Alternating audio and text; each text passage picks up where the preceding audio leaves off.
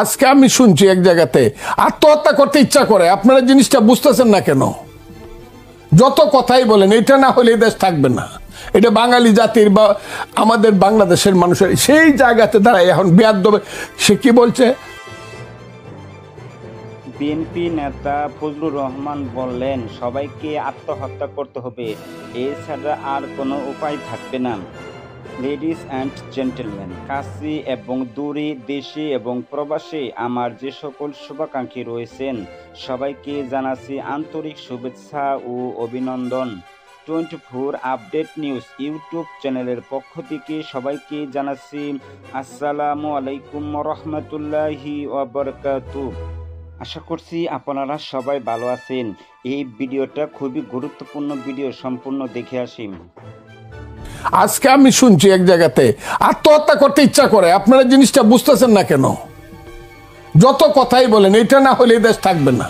এটা বাঙালি জাতির বা আমাদের বাংলাদেশের মানুষের সেই জায়গাতে দাঁড়ায় এখন বেয়াদব। সে কি বলছে? আমাদেরকে চেনেন না? আমরা খালেদা জিয়াকে মুক্তি দিছি। ফজলুর রহমান, আপনি বলছেন যে ছাত্ররা রাজনীতি করতে যাচ্ছে, সামনে একটা বিপদের আশঙ্কা। ছাত্ররা কি রাজনীতি করতে পারবে না?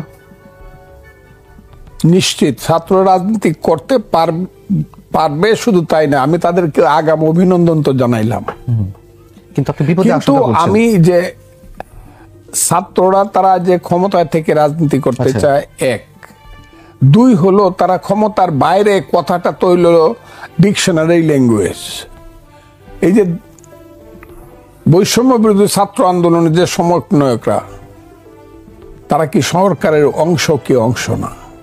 যদি অংশ হয়ে থাকে একরকম, না হয়ে থাকলে আমি ধরে নিই আপনার যুক্তির খাতিরে যে মিস্টার হাসনাত আবদুল্লাহ অথবা সার্জিস আলম অথবা সমন্বয়করা তারা কোনো কিছুর অংশ না। তারা তো হলো মন্ত্রীর চেয়েও অনেক উপরের প্রোটোকল পায়। এক জায়গায় গেলে পরে ডিসি সাহেব এসপি সাহেবের দৌড়াদৌড়ি যদি আপনি দেখেন, হাসনাত আবদুল্লাহ বা সার্জিস আলম গেলে তাদের যে গার্ড মানে সম্বর্ধনা যদি দেখেন, অফিসিয়াল প্রশাসনিক সম্বর্ধনা কত তটস্থ থাকে, এটা তো তাদের ব্যাপার। তারা যাদেরকে একটা টিকিট দিয়ে দেয়, টিকিট একটা দিয়ে দেয় যে এরা আমাদের সমন্বয়ক অমুক থানায়, আমি জেলাও বললাম না, কেউ চিনে না এই ছেলেটা এই থানায় বাড়ি ছিল আগে, কিন্তু কেউ চিনতো না। এখন সবাই জানলো এই ছেলেটার সমন্বয়ক। ওর বাপের নাম কি? তার বাপের নাম সৈয়দ আলী। সৈয়দ আলী কি করে? আরে সৈয়দ আলী তো কেউ চিনত, ও তো ফান্দুহানদারি করতো বাজারে, এখন আর করে না। তবে এখন সে একটা অফিস দেওয়ার চিন্তা করতেছে, কারণ তার ছেলে হইল সমন্বয়ক। সেই সমন্বয়ক ছেলেটি কোনোদিন পলিটিক্স করে নাই, সে গিয়ে ইউনো অফিসে। আমি চ্যালেঞ্জ করলাম কথাটা, আমার সাথে কেউ বিতর্কে আসুক। আপনার কাছে তথ্য প্রমাণ আছে? এগুলো গুঞ্জন রয়েছে আছে মানে কি, 2 জন করে প্রত্যেক জায়গাতে ইউনোর সামনে গিয়ে বসে এইভাবে পায়ের উপরে পাও তুলিয়া, 5 জন করে বসে ডিসির অফিসে। আজকে আমি শুনছি এক জায়গাতে আত্মহত্যা করতে ইচ্ছা করে। আপনারা জিনিসটা বুঝতেছেন না কেন? যদি সরকার এদেরকে প্রোটেকশন না দেয়, আমার সামনে দাঁড়াবে, এদের 14 গোষ্ঠী আমার সামনে দাঁড়াবে। এরা গিয়া দলে বলে গিয়া যে কোনো একটা প্রশাসনিক মিটিং এ ডিসিএসপির অফিসে এমন ভাবে বসে থাকে এবং এমন ভাবে ডিকটেট করতেছে দেশকে, আপনি কল্পনা করতে। কালকে আমি শুনলাম সচিবালয়ে প্রত্যেকটা সেক্রেটারি এবং প্রত্যেকটা ওই যে উপদেষ্টার অফিসে, নাম এর মন্ত্রী কই, আমি উপদেষ্টা কই আর লাভ নেই, এদের অফিসে প্রত্যেক জায়গাতে মিনিমাম 5 উপরে 15 জন বৈষম্য বিরোধী ছাত্র আন্দোলনের নেতারা এখানে তারা এটা পরিচালনা করে। এটা মন্ত্রী বা এটা সচিবের ব্যাপার না, এবং তাদের ডিকটেশনে এটা পরিচালনা হয়। কত চাকরি হবে, কোথায় কার ট্রান্সফার হবে, একটা ট্রান্সফারে কত টাকা নেওয়া হবে। ইভেন কিছুদিন আগে বাংলাদেশের বিভিন্ন জায়গাতে স্বাস্থ্যকর্মী নেওয়া হয়েছে ওয়ার্ড লেভেলে।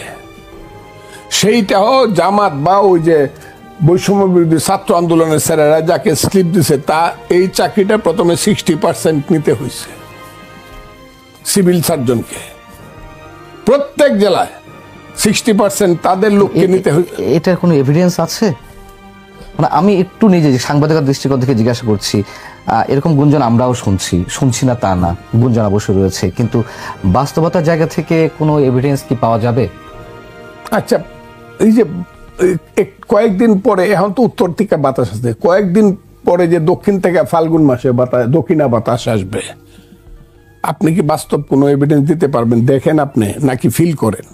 সেই ফিলিং এর জায়গা থেকেই আমি ফিল করি। আমার ফজলুর রহমানের 60 বছরের ফিলিংস মিথ্যা হতে পারে না। আমি আমার জেলার কথা বলছি।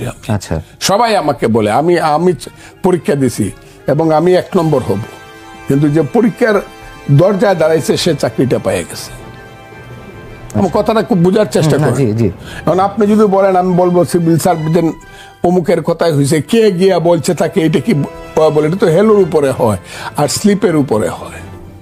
আমি আপনাকে বললাম কিশোরগঞ্জের জেলার সবাই জানে কার কথায় কিশোরগঞ্জের প্রশাসন চলে, কোন দলের কথায়, কার কথায়, মানে ব্যক্তি না, কোন দলের নেতার কথায়।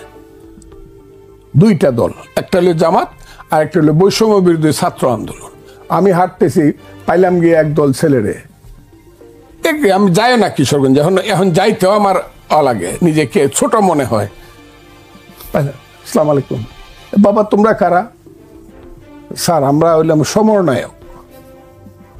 সমরনায়ক, সমন্বয়ক কথাটাও বলতে পারে না, তাই নাকি? সমরনায়ক। পরে বড় ডাক দেখো না, এটা ভুল করছে, ও সমন্বয়ক। সমন্বয়ক তো বাবারা এখানে কেন তোমরা আসছিলা? ডিসি সাহেবের সাথে মিটিং ছিল। কোন ক্লাসে পড়ো? ফার্স্ট ইয়ারে কলেজে পড়ে, গুরুদয়াল কলেজ কিশোরগঞ্জে।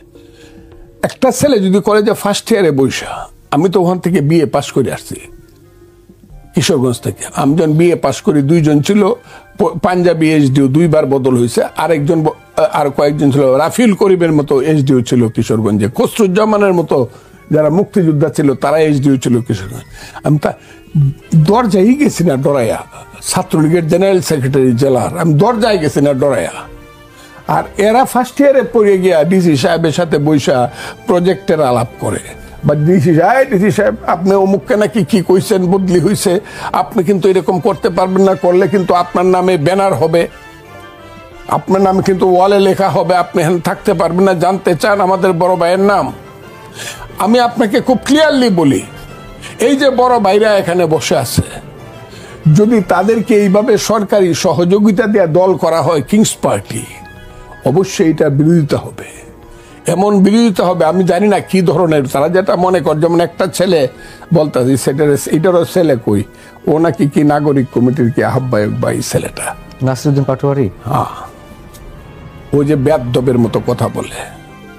আল্লাহ এই বেয়াদবের হাত থেকে, এই বেয়াদবদের হাত থেকে এই দেশ উদ্ধার হওয়া দরকার। শোনেন, আমার ঈদের দিন আমার একটা ভাই, আপন ভাই হোক আর চাস্তো ভাই হোক আর ভাই হোক, যদি আপনি একটু শুনেন, 1 বছরের বড় হলে তাকে আমি সালাম করি। একজন মাস্টার সাহেব যাইতেছে রাস্তা দিয়ে, প্রাইমারি স্কুলে আমার পড়াইছে, আমি কলেজে, অত বড় নেতা দৌড়ায় গিয়ে স্যার সালাম করি। আমাকে উনি যেহেতু সরসরায়ের রস্বই দীর্ঘই পড়াইছে। একজন মুরব্বী যাইতেছে, লাফ মেরে চেয়ার থেকে উঠে যায়। একজন বড় ভাই যাইতেছে, সিগারেটটা লুকায় ফেলি। এটা আমাদের কালচার। যত কথাই বলেন, এটা না হলে দেশ থাকবে না।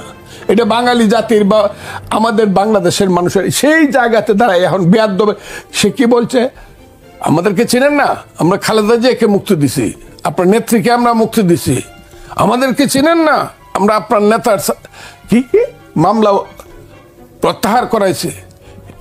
এখন আমি শুনলাম সে বলতেছে এখানে আওয়ামী লীগ তো পালাইছি, এরা ভারতের দল, আর জামাত হইল ভারতীয় দলের, ভারত দিল্লির এক্সটেনশন বলছে না নিউজ 24 জি।